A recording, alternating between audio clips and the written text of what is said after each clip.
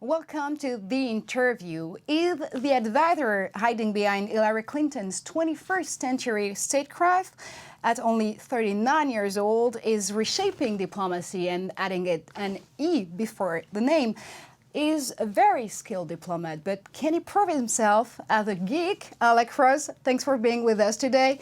I can't open this show without asking you a question about Steve Jobs. You met him a couple of times. From your perspective, what is Apple's guru's legacy? Well, I think that people use the word visionary and rebel a lot, but Steve was legitimately a rebel visionary. My favorite expression of his was, "It's better to be a pirate than to join the Navy." He was not a follower, he was a doer, and he saw the world through two eyes entirely of his own. So I think his legacy was a legacy of nonconformity and not seeing things as they are, but as they should be. You're working on innovation for the State Department, and you've been establishing a brand new name for this kind of diplomacy. It's called the 21st century statecraft. What is actually the 21st century statecraft? Yeah, if you think about diplomacy, diplomacy historically, for hundreds of years, has been practiced by men in white shirts with red ties, in pinstripe suits, drinking cups of tea on across from a mahogany table with a flag flying in the background, determining what the relationships between our governments should be. 21st century statecraft says that that kind of formal diplomacy still has a place, but in the 21st century there are new technologies, there are new demographics, and there are new networks out there that we should use to make diplomacy more open and to engage not just the elites, but broader segments of society. So would you say that the 21st century statecraft is Google's statecraft? You know, I think that people focus a lot on three companies: Google, Facebook, Twitter, Google, Facebook, Twitter, Google, Facebook, Twitter. But honestly, a lot, and sure, we work with Google, we work with Facebook, and we work with Twitter. But honestly, a lot of this is about bringing the startup culture to diplomacy. So lots of companies that you've never heard of. The 25-year-old coding, hacking, doing really interesting things online.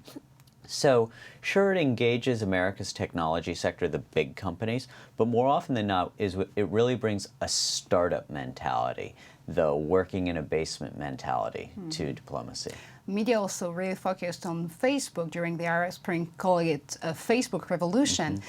Looking back at what happened in Egypt, I can remember Vice President Biden still not saying that Hosni Mubarak was a dictator until actually bloggers and activists took Tahrir Square. So my follow-up question would be, do you think that e-diplomacy, the only tool that State Department and the U.S. at large can bring to the table when they can succeed with, formal diplomacy? Well, I think that you can never forget formal diplomacy. At the end of the day, the State Department's best asset are our diplomats. The best thing we have is Hillary Clinton leading and engaging as an interlocutor, meeting with statesmen like Alain Juppé and others. But what e-diplomacy does is it expands the engagement. So what I say is, this isn't just a way of talking to people. Remember, you only have one mouth, but you have two ears. So the opportunity with social media and this form of diplomacy is to be able to hear people in Tahrir Square, people who you may not be sitting with at a diplomatic table, in a conference room, in an embassy. This is a way of not just talking, but listening and learning as well. And to what extent this engagement was taken on the ground during the Arab Spring? How the State Department actually helped bloggers and activists on the ground? Yeah, so we believe that there are certain universal rights. Hillary Clinton is our 67th Secretary of State. Our first Secretary of State was a former ambassador to France, Thomas Jefferson. And he said, the only legitimate foundation for government is the will of its people, and to preserve its free expression should be our first order. So from the 18th century, when Thomas Jefferson was our first Secretary of State, to today, we have these same values. Now, if you believe in the freedom of the press, if you believe in the freedom of speech, if you believe those things in the year 2011, you have to protect and preserve it on the internet. So when bloggers and digital activists and others are using these tools in Syria, in Egypt, in Tunisia, in these other countries, what we have to do is give them tools to be able to exercise their universal values and stay safe while they're doing it. One of those concrete tools might be an internet suitcase that State Department is actually preparing for bloggers and activists on the ground. How far is this project going, actually? How far is it developed? Yeah, it's. I'm not going to share any classified information here Really? on TV. Sorry, no big scoop. But what I will say is that that is one of a great many projects that we're supporting that are working. What we believe is that if a government seeks to turn off the internet, flip the switch, no mobile phones working, no internet working, America has great technologists. We have great innovators. And what we believe is that a government doesn't really have the right, or it's wrong, to turn off the internet. So we're supporting the development of technologies like this internet in a suitcase to be able to do that. I think they've named themselves Commotion, which seems appropriate. But I mean, concretely, how are you going to help them bypass the kind of dictatorship, just, cutting the internet? Yeah, so part of it is helping them financially, first of all. Develop the tools to work around government censorship. A lot of the time the real experts aren't government. They are people in computer science departments at our universities. They are people at NGOs. They are the activists themselves. And so I think it's important sometimes for government to recognize that sometimes the best thing it can do is help them with political information, political intelligence, and money. And so in this case, what we're doing is we're supporting a group of brilliant technologists to develop technologies that will allow people around the world to exercise the freedom of speech and the freedom of the press. Do you think that the Arab Spring actually started 2 years ago in Tehran?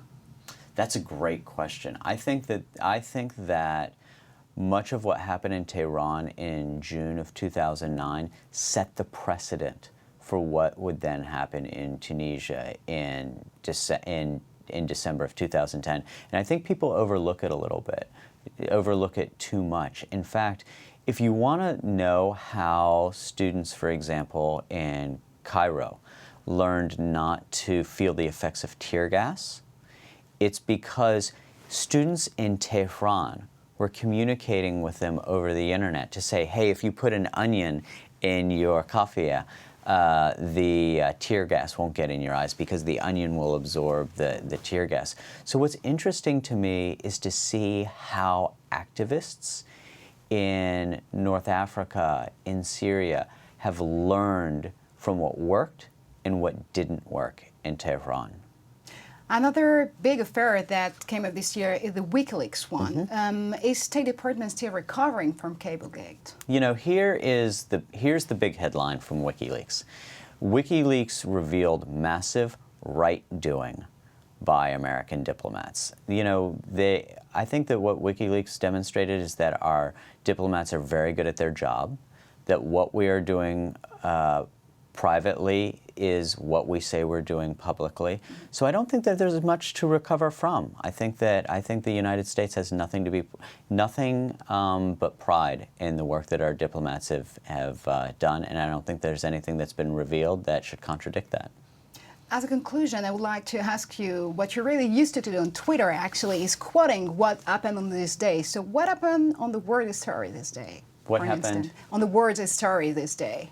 What happened on this day? On this day? I don't know yet. I actually spent some time doing a little bit of research before I publish on these things. What I will say is yesterday is the first ever TV broadcast by first ever live TV broadcast by a president. So on this day in 1947, Harry Truman used TV as a way of getting Americans to conserve food because there was a lot of hunger in Europe after the Second World War in 1947. So this is a case, people think oftentimes I'm an engineer, I'm a geek. I was actually a history major. And so this is a way for me to bring a little bit of history to today through Twitter. Just to conclude, you're here in Paris today because you're meeting a lot of your colleagues, I mean French colleagues also working on those kind of statecraft. Do you want to bring the word a brand new smile at what diplomacy can be by linking French people, by linking 20 people working in 20 different countries on e-diplomacy? What is your goal here? So one of the things Barack Obama has done is he wants us to not be cowboy diplomats, where it's always the United States running way in front of everybody else and everybody following. He believes in multilateralism. He believes in real partnership. And so what I'm doing in Paris is 21 countries from every continent on Earth other than Antarctica came to Paris so that we could all spend a very intensive day-long seminar on 21st century statecraft. Because there are a lot of things that we can learn from each other and that we can do together. And one thing that Barack Obama and Hillary Clinton want is for the United States to be doing things by themselves, but to do things more in a spirit of partnership and cooperation. Many thanks for having, talk with us and discuss what is really state and also e-diplomacy statecraft. You can follow, obviously, Alec on his Twitter account, that is Alec G. Ross, and we're really proud to be, part of this Twitter diplomacy now. Many thanks, Alec. Stay with us. Stay tuned for more news on France 24.